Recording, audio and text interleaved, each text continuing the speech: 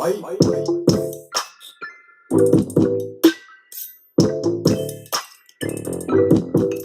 back to my channel, everyone. I hope you are all doing well. So today I'm back with another uni based video, and I thought I would do a video about how to get organised for uni, how to organise yourself when you're at uni.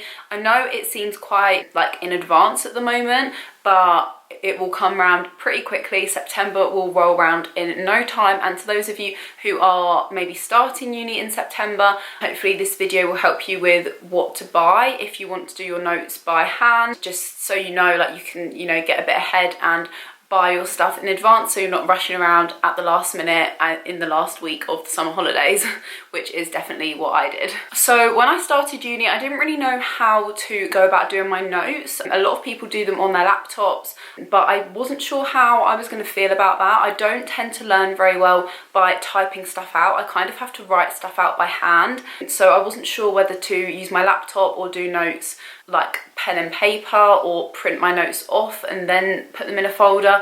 I knew I kind of wanted a physical copy of things. A lot of people just keep electronic copies, which is fine, but I'm the kind of person that I panic, like what happens if I lose my laptop or if something goes wrong and it like blows up or whatever, and then I've lost all my work. So I am someone who likes to keep everything together, so I know where everything is. It's really easy when it comes to doing revision, and just to keep everything, like all the modules together. So the first thing that I decided was that I was going to have a folder for each module. So I use these kind of lever arch folders. You can just get them from WH Smith. They have loads of different colours and options. I started off by getting lever arch ones, like the bigger ones for year-long modules, and then I would get smaller ones for just the semester-long modules. But looking back, I probably would just get the lever arch ones for all modules, to be honest, because even the semester long modules, I have done quite a lot of work in some of them.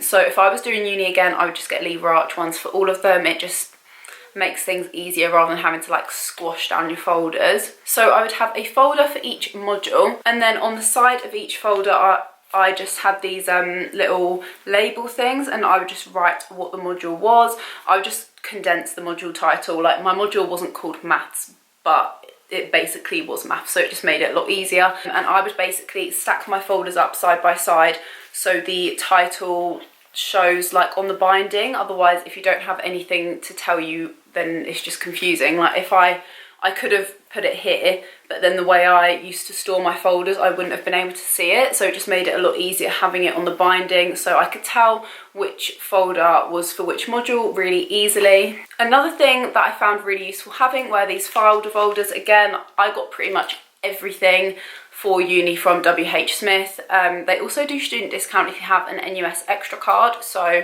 I didn't know that, just if any of you didn't know.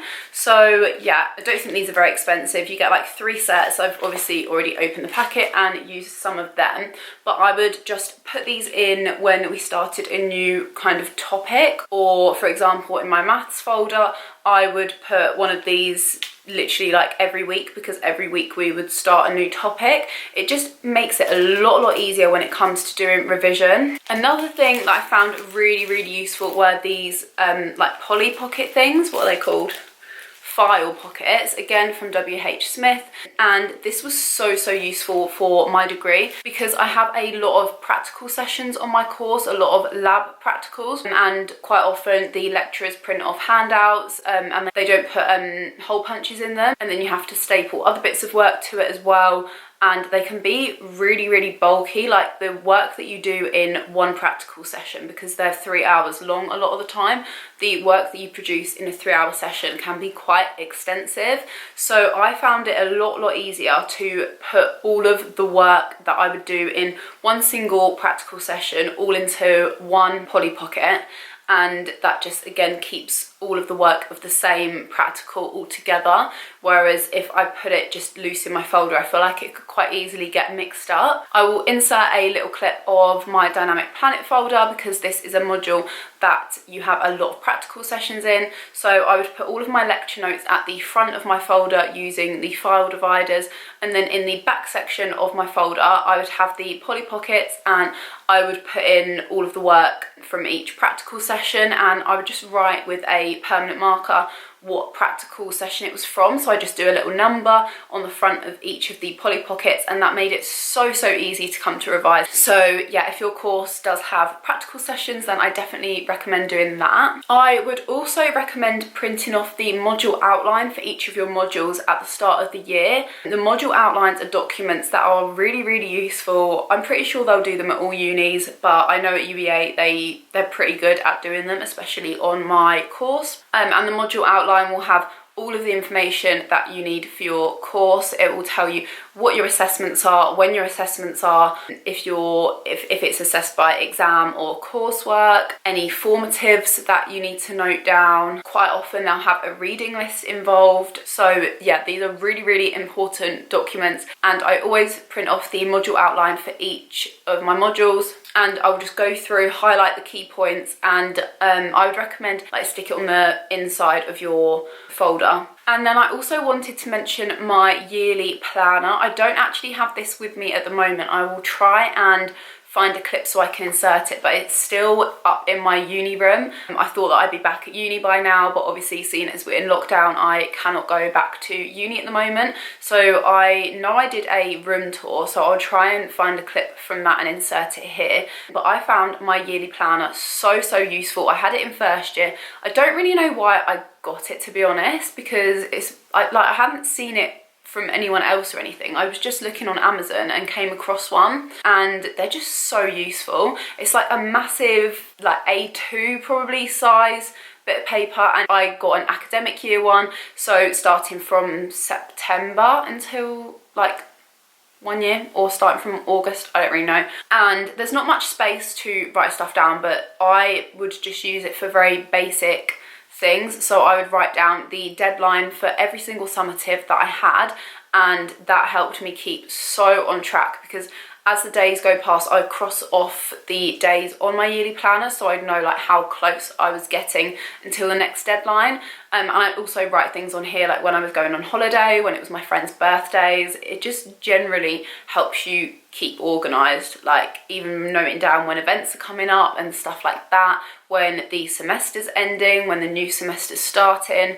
It just generally helped me keep my life together, I think. And another thing that literally was a lifesaver for me is this weekly planner. Again, this was just from Amazon. I will try and find a link for it down below. And it's basically just got all 7 days of the week, and then it's got a little section for your notes. So in the notes section, I tended to write my shopping list, and then I would just like rip this off and take it with me when I would go to do my weekly food shop. And then in all of the days of the week, I would write down any readings that I had to do or deadlines that were coming up, if I had to catch up on any lectures or print stuff out, just any little things. I would even write down if I had clubs going on or if I was going out that night. It just helped me properly organise my week, like to a T, and make the most of my time. So as I said at the start, I wasn't sure whether to write my notes out by hand or whether to do it on my laptop. And I started off writing everything out by hand in first year.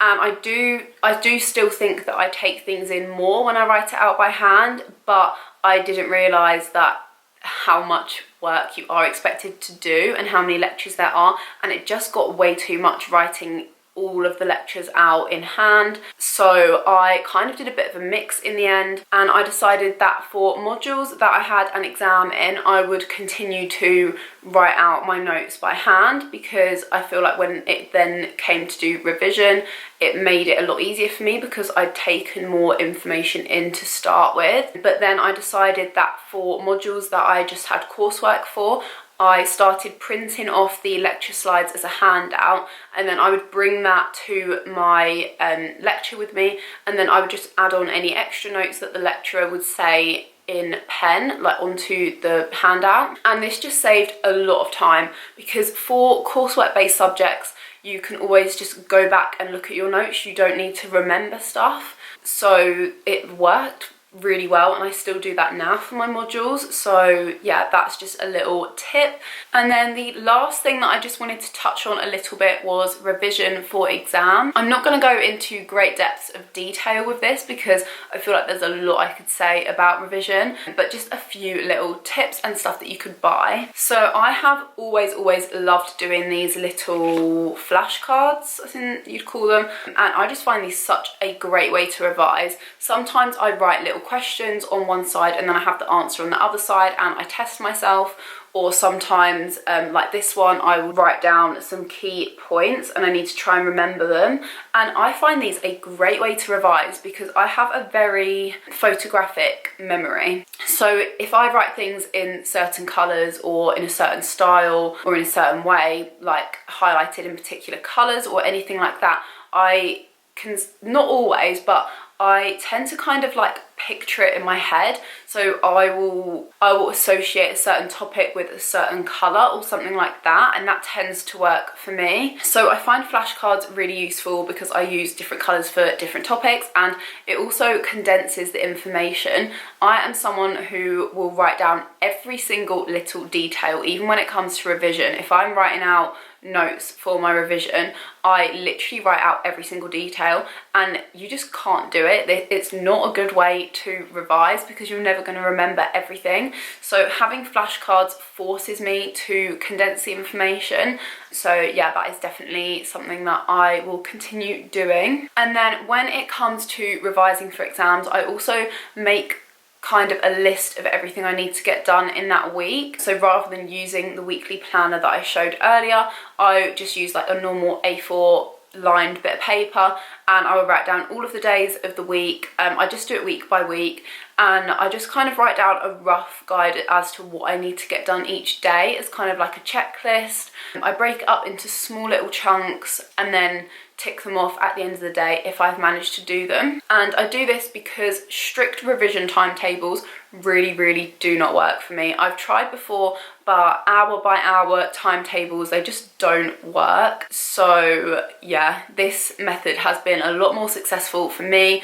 Obviously, if you have been doing hour by hour timetables, then by all means carry on if they are working for you. But if you're like me and you can't deal with everything being like to a T, you know, I can't be like, oh, from 10 to 11 I need to do this subject, and then from 11 to 12 I need to do this, because I just end up running over, and I would rather cover like a topic in depth rather than thinking, oh well, I've done an hour of that, I need to move on to an hour of this, if that makes sense. So yeah, this has been way more useful for me. And also try not to make your targets for each day too unrealistic. This is something that I am definitely guilty of, because I always think like, oh yeah, I can get all of that done in a day, and I know that I can't. So yeah, just break it down into little bite-sized chunks, and then if you end up getting some stuff from the next day done, then it's a bonus. Whereas if you have to carry things over from Monday into Tuesday because you didn't get time to complete it, then like it feels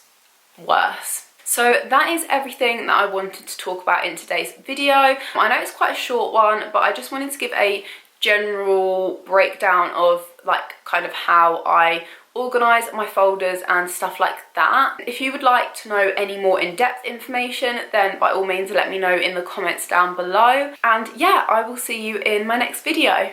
Bye!